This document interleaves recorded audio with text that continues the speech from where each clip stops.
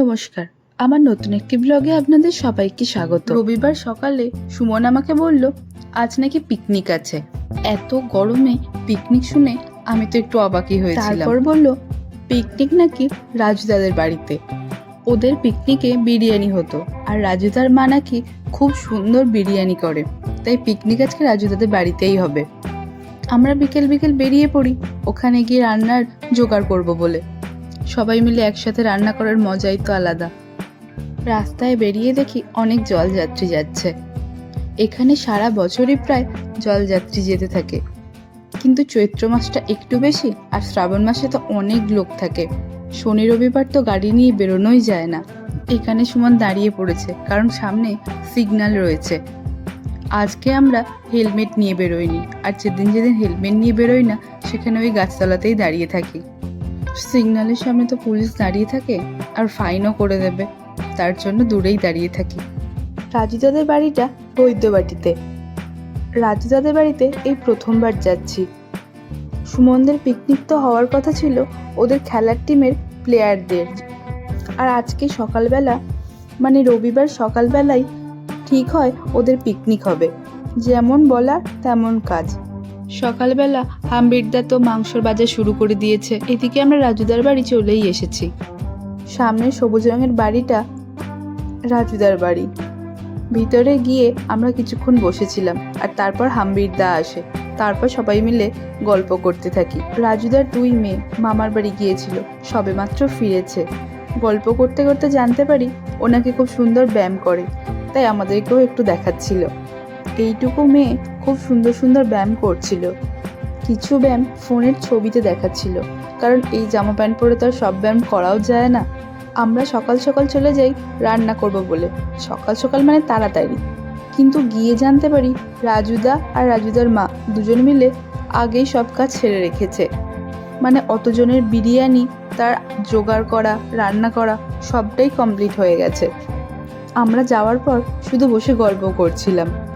আমরা যাওয়ার কিছুটা আগেই বিরিয়ানিটা শেষবার দমে বসিয়েছিল।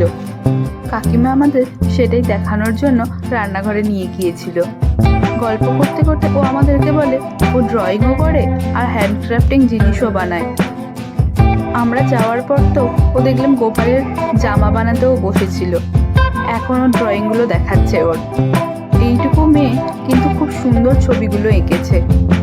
এইটুকু একটা বাচ্চা মেয়ে, তার মধ্যে একটা ভালো গুণ আছে, যেটা দেখে আমি অবাক হয়ে গেলাম। রাজুদাকে আমি অনেক আগে থেকে চিনলেও রাজুদার ফ্যামিলির কাউকে আমি চিনতাম না। এই প্রথমবার তাদের সাথে আমার দেখা হলো, কিন্তু রাজুদার দুই মেয়ে আমরা অচেনা হওয়া সত্ত্বেও কত তাড়াতাড়ি মিশে গেল, যেটা আমি এত বড় হয়েও করতে পারি না। আমার এটা দেখে খুবই ভালো লাগছিল, যেটা আমি পারি না।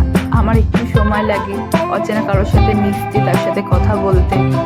ড্রয়িং দেখানো শেষ করে ওর হ্যান্ডক্রাফটিংয়ের জিনিসগুলো দেখানোর জন্য আমাদেরকে পাশের ঘরে নিয়ে যায়। তারপর ও আমাদেরকে ঠাকুর ঘরে নিয়ে যায়। সেখানে ও গোপালকে দেখায়, আর তার সাথে গোপালের জামা, দোলনা সব কিছু। তারপর আমরা নিচে এসে রাজুদার দোকানে বসি, আর তখন শৈলেন্দা আর বৌদিও চলে আসে।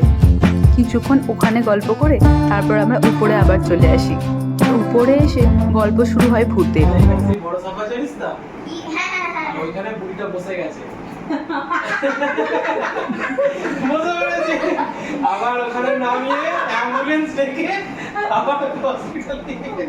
ওরে বাবা রে, ভূতুরে কাণ্ড। শুনেছিস এটা? আরেকটা শুনেছো?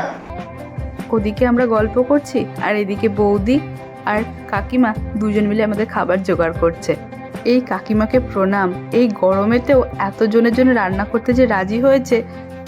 আর এতজনের রান্না সবটাই একা হাতে করেছে, রাজুদা একটু সাহায্য করেছে। বৌদি সকাল থেকে থাকতে পারেনি, কারণ বৌদির মায়ের শরীর খারাপ, সেখানে গিয়েছিল, বিকালেই এসেছে। কাকিমার সঙ্গে গল্প করার সময় কাকিমার কাছ থেকে শুনছিলাম স্ট্রাগলের গল্প। শাড়ির একটা ব্যবসা তিনি নিজে একা দাঁড় করিয়েছেন। এখন যদিও তিনি ব্যবসাটা করেন শখে। এবার আসি মূল কথায়। কাকিমার কাছে গল্প করতে করতে শুনি সকালে নাকি খেলার মাঠ থেকে ফোন করে কাকিমাকে বলে আজকে বিরিয়ানি তাদের জন্য রান্না করে দিতে হবে, আর পিকনিকটা রাজুদাদের বাড়িতেই হবে। কাকিমা বলে শুধুমাত্র পিকনিক তোরা একা কেন করবি, ওদের বউকে সাথে করে নিয়ে আসবি। কাকিমার এই কথার দৌলতে আমাদের সবারই আজকে পিকনিকটা হয়ে যায়। আর রইল বিরিয়ানির কথা, কাকিমার হাতের জবাব নেই, তুলনা হয় না এই বিরিয়ানিটার, এত সুন্দর খেতে। ওখানে তো আমরা প্রায়ই কিনে খাই, কিন্তু বাড়ির তৈরি এই বিরিয়ানি দোকানের টেস্টকেও হার মানাবে। খাওয়া দাওয়া শেষ করে আমাদের গল্প চলে, তারপর একে একে যে যার মতো বাড়ি। আর প্রথমে উৎপাত করতে আমরাই গিয়েছিলাম, আর সবার শেষেও আমরাই বাড়ি আসি। আজকের মতো এখানেই শেষ করলাম।